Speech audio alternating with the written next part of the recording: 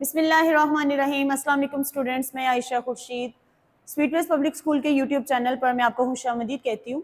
जी students, तो हम लोगों ने एक्सरसाइज स्टार्ट की हुई है चैप्टर नंबर 1 की 1.1 और हम लोग उसको क्वेश्चन नंबर 1 कर चुके थे। आज हम करेंगे उसका क्वेश्चन नंबर 2।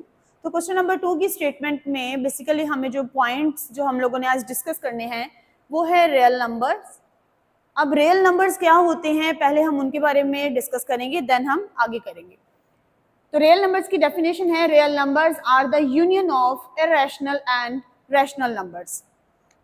यानी जो बेसिकली हमारे रियल नंबर्स हैं वो रैशनल और इरेशनल नंबर्स के यूनियन, यानी एक जैसे उनके मिलाप या उनके मिलाप में थोड़ा सा चेंज या दोनों एक दूसरे से थोड़ा सा चेंज भी होते हैं, तो इन नंबर्स को जो है वो हम लोग रियल नंबर्स कहते हैं।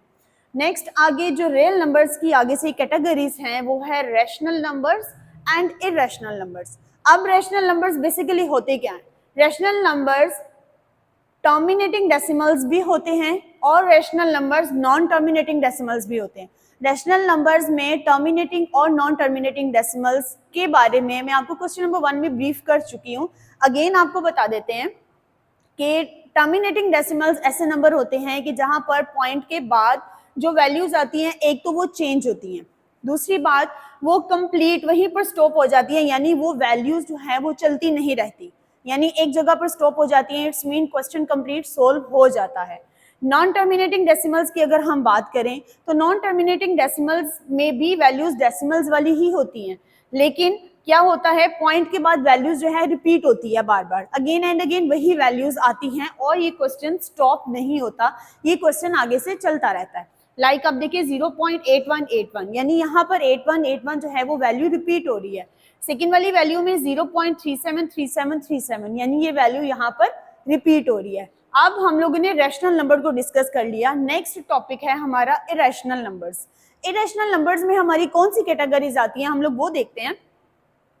इरेशनल नंबर्स में नॉन टर्मिनेटिंग, जिसके बारे में हम यहाँ पर ऑलरेडी ब्रीफ कर चुके हैं। देन नॉन रिकरिंग डेसिमल्स, यानी non terminating and non recurring decimals irrational numbers होते हैं, और इरेशनल नंबर्स जो हैं वो नॉन टर्मिनेटिंग और नॉन रिकरिंग डेसिमल्स होते हैं। अब वो नंबर्स होते कैसे हैं? पहली बात तो ये होती है इसमें कि ये नंबर्स कहीं पर स्टॉप नहीं करते, लाइक ये चलते रहते हैं, नॉन टर्मिनेटिंग डेसिमल्स की तरह ये चलते रहते हैं, स्टॉप नहीं होती। इन दोनों में सिमिलैरिटी यही है कि ये दोनों नॉन टर्मिनेटिंग और नॉन रिकरिंग डेसिमल्स दोनों चलते रहते हैं। इनमें डिफरेंस ये होता है कि नॉन टर्मिनेटिंग डेसिमल्स जो होते हैं पॉइंट के बाद उनकी वैल्यूज सेम होती हैं, यानी वही वैल्यूज जो है वो अगेन एंड अगेन रिपीट होती रहती है। लेकिन नॉन रिकरिंग डेसिमल्स में क्या होता है कि पॉइंट के बाद जो वैल्यूज हैं वो चेंज होती हैं, यानी वो चेंज होती रहती हैं लेकिन वो नॉन स्टॉप होती हैं, कहीं पर रुकती नहीं है। तो यहाँ पर जो था हम लोगों ने डिस्कस किया रियल नंबर्स। रियल नंबर्स की आगे से कैटेगरीज थी rational number and irrational number.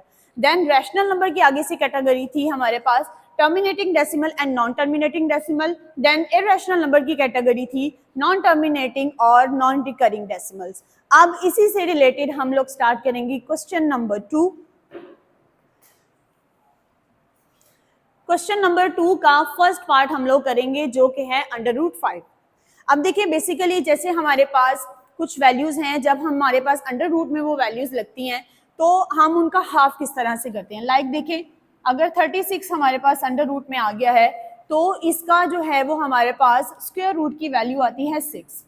वो इस तरह से आती है कि हम जब हम 6 को 6 से मल्टीप्लाई करते हैं तो यहाँ पर हमारे पास आएगा 36। देन हम लेते हैं उसका अंडर रूट, अगेन हमने उसको क्या किया कि 6 का ले लिया हमने square root, then square root जो है वो अंडर रूट के साथ कट हो जाता है, देन उसकी वैल्यू आती है अगेन 6। अगर हम इसको डायरेक्ट भी करें तो डायरेक्ट करने से भी देखिए 36 का लाइक हाफ हमने इस तरह से करना होता है, 6 6 दा, 4 4 दा, 3 3 दा, 2 2 दा, इस तरह से सारी वैल्यूज का मतलब सेम दो वैल्यूज को जब हम एक दूसरे के साथ मल्टीप्लाई करते हैं और अगर वो इजीली हो जाती हैं तो उनका स्क्वायर रूट बन जाता है।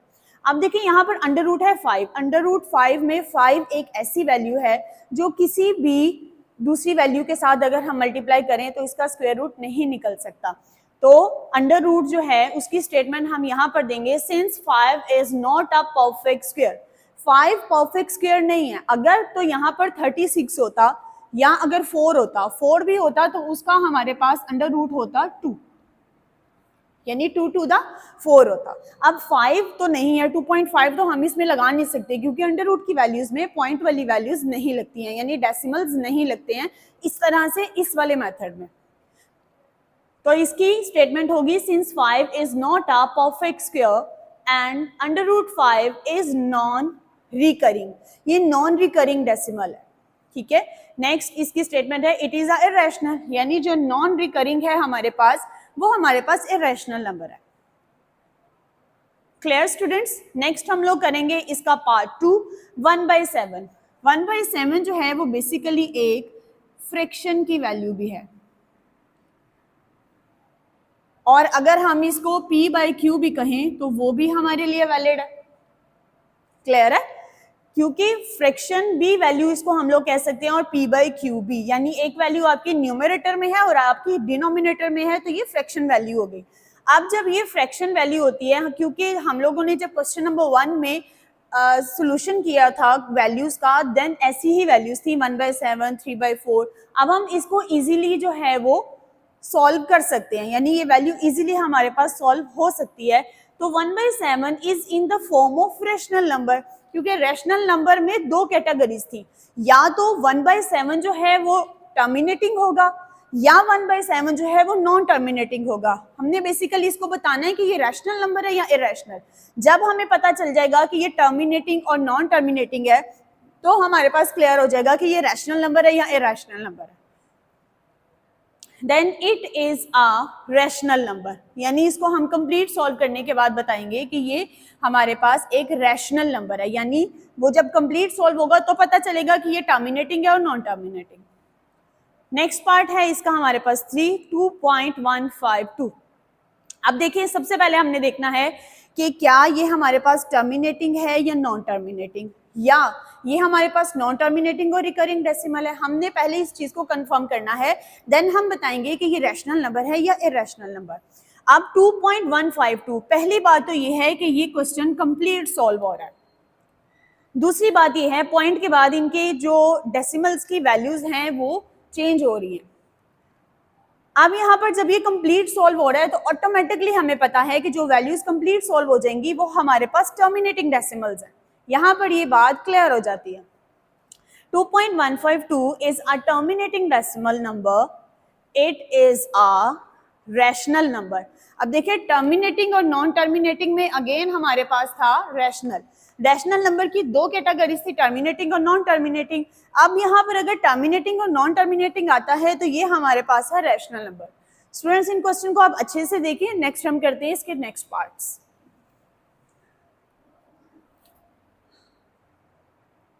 नेक्स्ट पार्ट है हमारे पास 4 और उसकी वैल्यू है 0.18, 82, 81, 82, 81 एंड 82। यानी अब आप देखेंगे कि यहाँ पर एक तो पॉइंट के बाद जो वैल्यूज हैं वो नॉन स्टॉप हैं, यानी वो बिल्कुल भी कहीं पर स्टॉप नहीं हो रही। दूसरी बात यह है कि वैल्यूज जो है वो बार बार रिपीट हो रही है, यानी अगेन एंड अगेन वो रिपीट पर है। तो हमें सबसे पहले तो इससे ही पता चल जाएगा कि ये हमारे पास कौन सा डेसिमल होगा, टर्मिनेटिंग, नॉन टर्मिनेटिंग, रिकरिंग और नॉन रिकरिंग। नॉन स्टॉप है तो सबसे पहले तो हमें पता है जी ये हमारे पास जो है नॉन टर्मिनेटिंग है, और दूसरी बात ये यहाँ पर वैल्यूज जो है वो रिपीट हो रही हैं। तो स्टेटमेंट इसकी बनेगी वैल्यूज लिखने के बाद is a recurring decimal number, ये रिकरिंग डेसिमल नंबर है, so it is a rational number. Recurring तो हमारे पास रैशनल नंबर में है, नॉन रिकरिंग जो है वो हमारे पास इरेशनल नंबर में है। नेक्स्ट पार्ट है इसका पार्ट नंबर 5, 2.751। सबसे पहले हमने ये देखना है कि क्या ये वैल्यू स्टॉप हो रही है या नहीं हो रही। सबसे पहले तो ये है कि ये वैल्यू स्टॉप हो रही है, ठीक है। स्टॉप हो रही है तो इट्स मीन ये टर्मिनेटिंग डेसिमल में आएगा।